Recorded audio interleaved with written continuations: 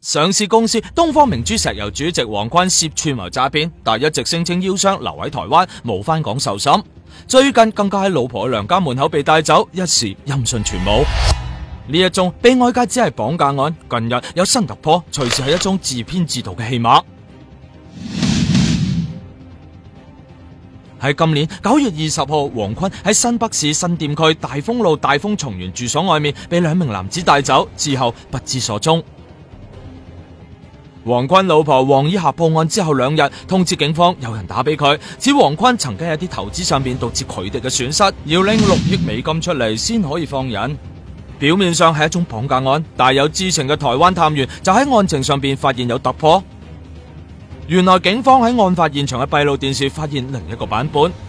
當黃坤出門之後，同2個男人喺車旁傾咗10分鐘，期間冇求救，亦都冇反抗，10分鐘之後仲自願上車。